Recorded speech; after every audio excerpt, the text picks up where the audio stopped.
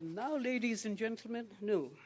And now, people and fellow creatures, I have great pleasure in presenting the makers of the Gannet and the Whale.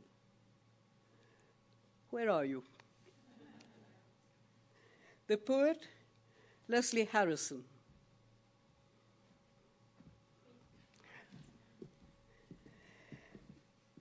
She walks the whale road and lives in the north. The composer, who hasn't turned up yet. Is she coming? We'll see her at the end. Okay. Is Emily Doolittle, who explores the relationship between animal song and music and makes a new music. And Alex South, the musician who plays his instrument, who shares the passion of the other two and makes the whole edifice rise. Welcome them.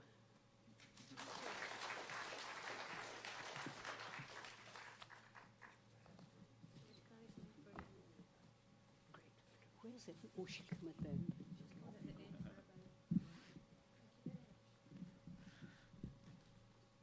Thank you, Suniti. I'm just going to say a few words about this piece, which has been said and is written in the program. It's a collaboration between me, Lesley, and Emily.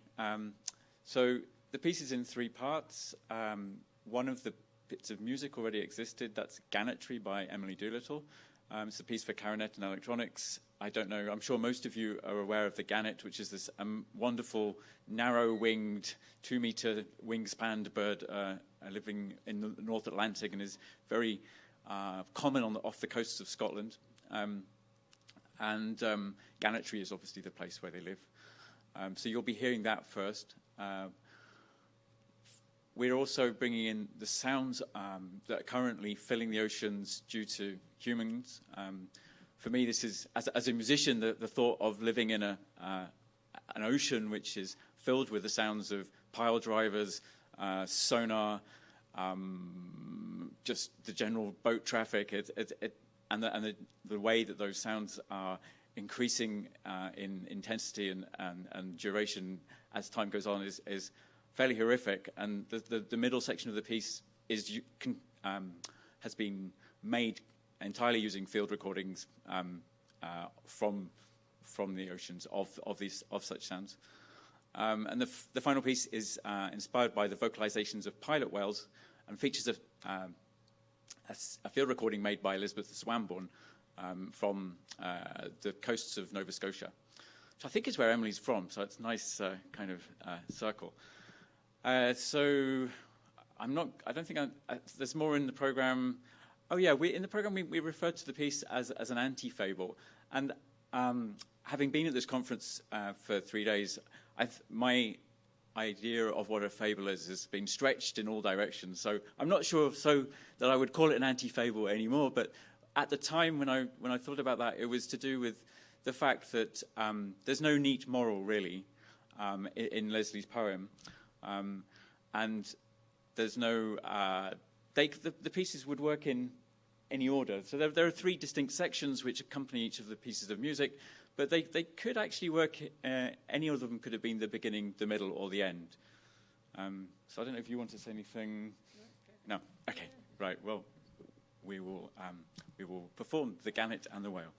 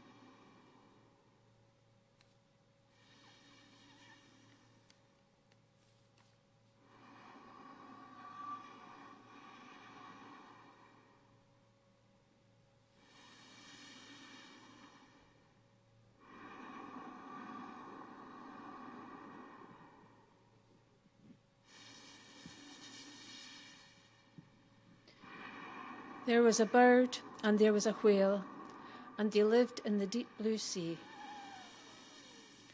The bird had a temporary home at the last rough edges of the continent, arriving in spring, fleeting over waves on the oars of its wings, flashing this way and that, now catching the updraft, now cluttering ledges in a rank peck and foul. In a squalor of frequencies, necking and braying all afternoon, high on its airy ledge, the sea below splintering and sinking, splintering and sinking. The whale pilots the old sea roads, pitching and sounding its creaks and tolls, till the floor of the world falls away. Here he croons, chirruping in speech marks, like woodblocks, like frogs, like runes, twining notes bird-like, hanging songs across the abyss, making room and distance, each call response, each question a drop into darkness.